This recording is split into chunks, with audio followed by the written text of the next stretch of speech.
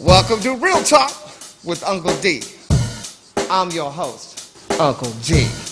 Let's do this. Check the mic and make sure it sound right, boys.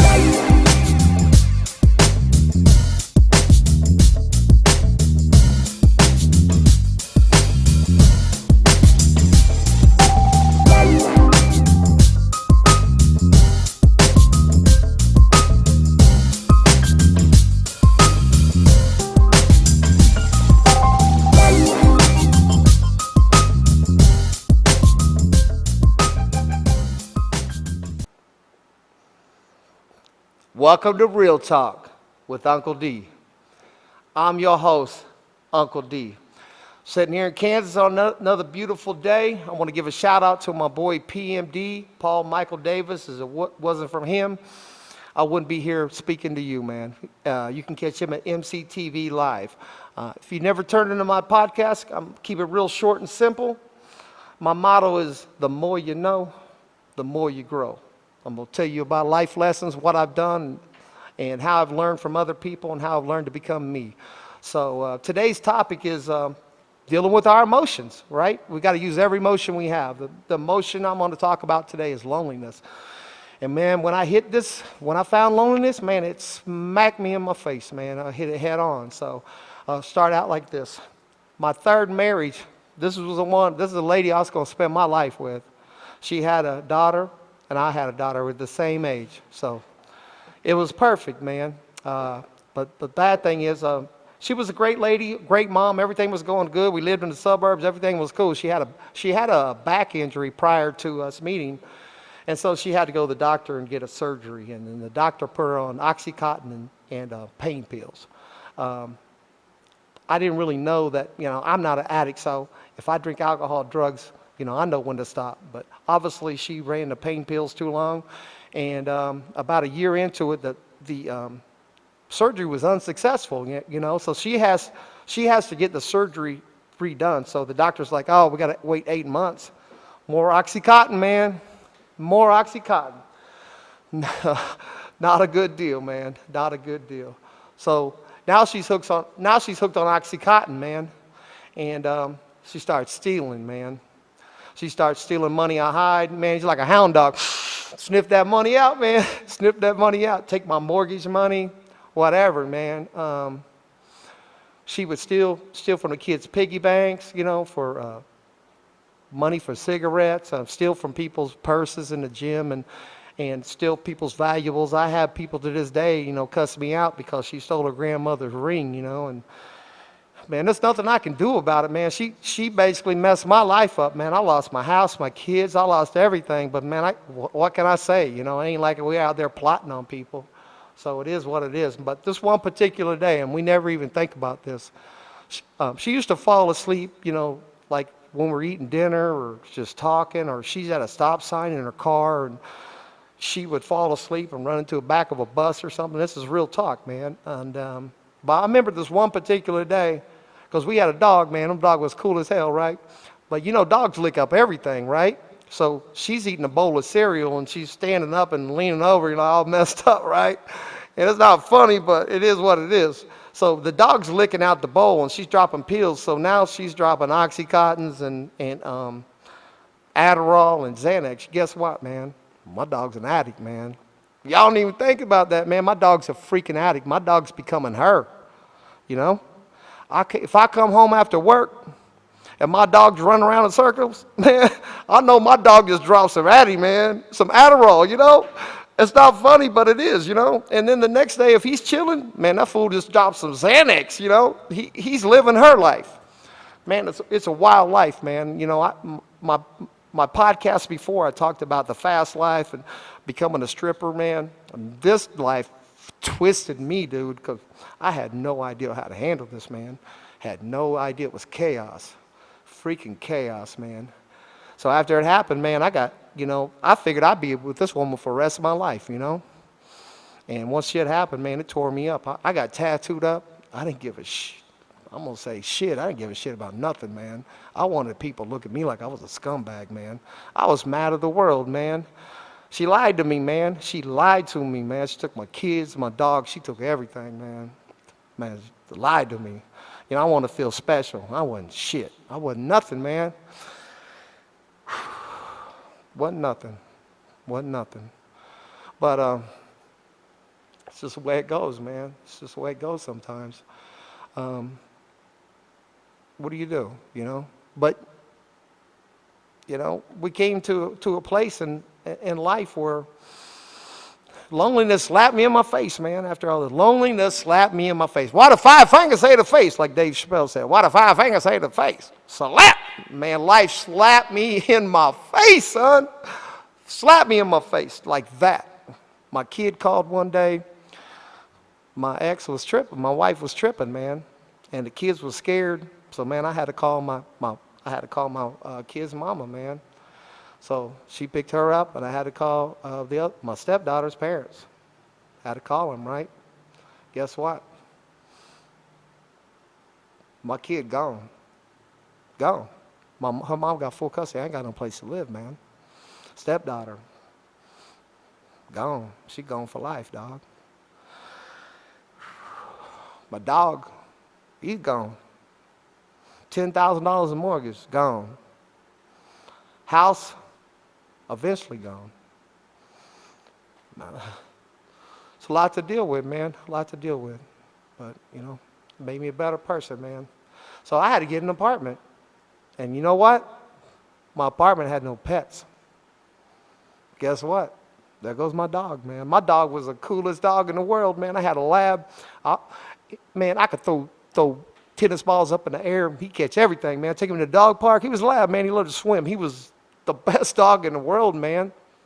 And I picked him out of I picked him up at the kennel, right? So me and my family went down there and picked this dog up, right? Out of all the dogs, we picked this dog out, right? Now I'm taking her back to where we got her, right? The only thing is, this is hard, man. My dog's an addict now. My dog's an addict. And he ain't gonna have no more drugs because he ain't around her mama no more. So guess what? This fool's gonna be in withdrawal. So just imagine me and my family walking down here and checking this dog out the day he's having a withdrawal. Ain't nobody gonna want him. You know? He's messed up. He's foaming. I don't know what withdrawal is. I don't know. But it makes me sad just thinking about it, man. Because people go through withdrawal and they don't think what you're doing to humans, man. Do we really, as parents, deserve a dog or our kids when it comes to this, man? But anyway, my kids were 12. Now they're 27 now. I remember one night I went to a bar and I ran into my stepdaughter's dad. And he says to me, my daughter really needs you in her life, man. She's struggling. And I said, the only way this can happen, my friend, is if we communicate. Because she's going through some really serious stuff. So she's probably going to tell me some stuff she's not going to tell you. And we need to communicate this because this girl's got a lot of issues, man. And I have issues and you have issues, so we need to do this, you know. You know what he said to me? I figured he'd be like, oh, yeah, right. This fool looked me in the eye and said, F you. F you. Man, he said, F you, I'll never like you and I'll never talk to you.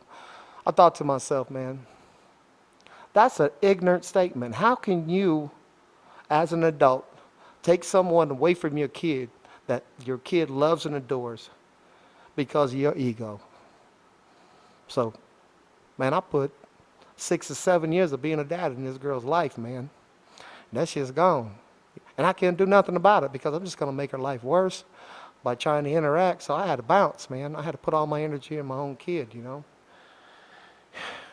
But one thing I'll tell you for sure, I was a dad, dog. I was a real shit, man. I was a real I was a real guy.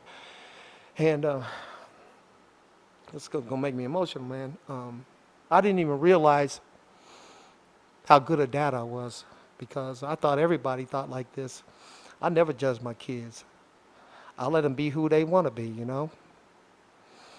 I gave them hope. I gave myself hope. I remember, like, with my stepdaughter, I don't call her my stepdaughter because she's my daughter. You know, here's the deal, dude. When dudes meet women with kids, they try to manipulate their kids because they screwing their mama, right? You just screwing your mama, so you try to get the kid aboard, right? I ain't that cat, man, because I got to live with this kid. And I look at it like I'm taking this kid isn't going to like me from the get-go because I'm taking her dad's place, right? So I'm going to let her get to know me. That way, if she doesn't like me and we can't get along, there's no reason giving that kid hell. So, man, we got to know each other, man. Man, I taught her how to ride a bike, man. I taught her how to kick a hacky sack. I taught her how to dance. Taught her how to kick a soccer ball, man. But, you know what really messes me up, man? When I come home from work, man, that kid could wait for me to get home. She hugged me. She run to my car, dog.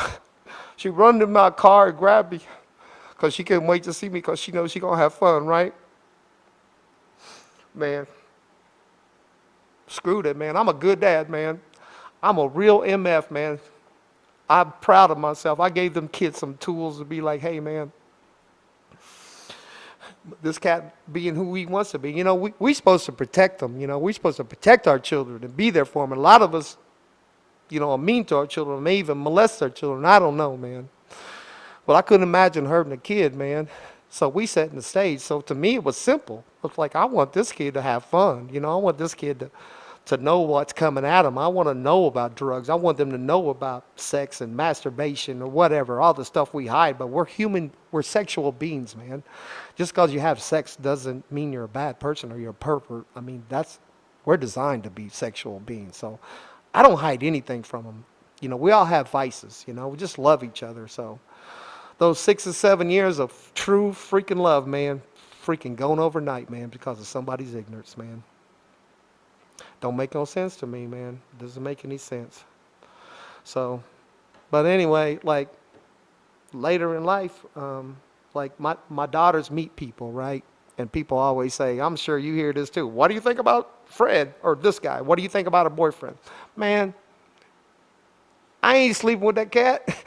I don't know nothing about him, right? Who am I to judge?